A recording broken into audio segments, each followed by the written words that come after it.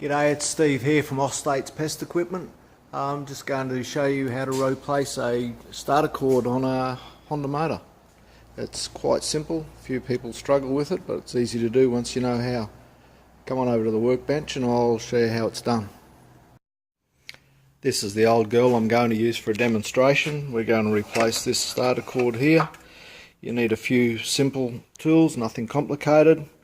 10mm socket with a short extension, pair of wire cutters, side cutters or a sharp knife, the replacement cord and a thin screwdriver. I'll just show you how it's done.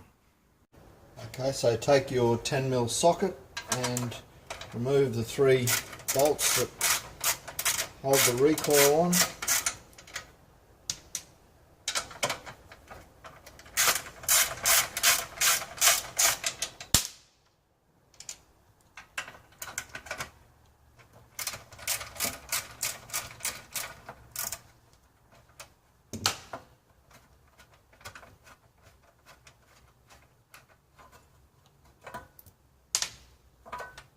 Simple as that to take off. That's the starter, and we're going to replace this cord.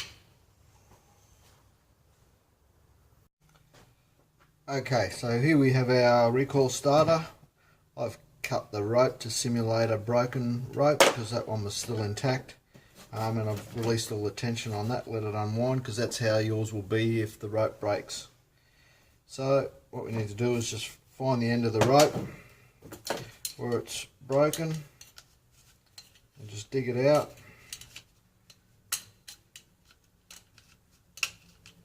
Can be a bit fiddly sometimes, but yours will be frayed if it's broken, a bit easier to find. Pull the rope, grab the end of it and pull it out. Alright, and you've got a bit of tension on there, just let that sit loose. Need to get the bit of rope out of the end of the handle as well. Alright, so now we've got a handle there. We get our new cord. We need to put a knot in the end of it. Don't make the knot too small because it may pull through the hole in the recoil. What I usually do is just do a knot and double it through like that. Now you don't want this knot to come loose because you'll have to do it all over again. So I usually just put it in the vise like that, just loosely. And give it a bit of a pull to make sure that that's nice and tight. Alright, we've got one knot in the end, tied. Now what we need to do is preload the tension on this recoil so that when you let it go it pulls back in.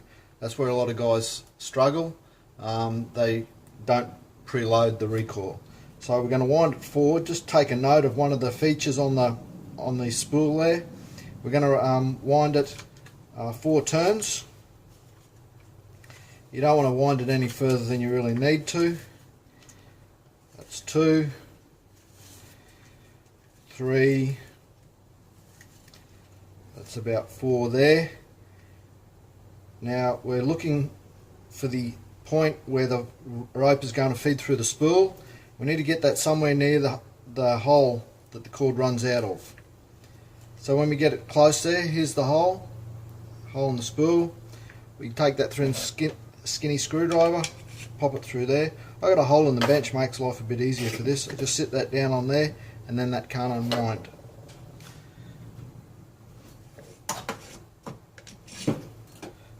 Feed the cord through there, right out the hole.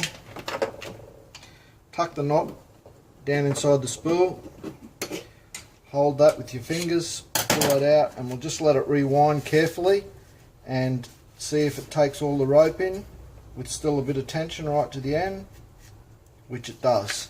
That bit of cord is 1.5 meters long and that's fine. So now we just need to tie off the other end. Same trick with the screwdriver, pop it through there. Now we're going to feed it through the handle, tie the same sort of knot.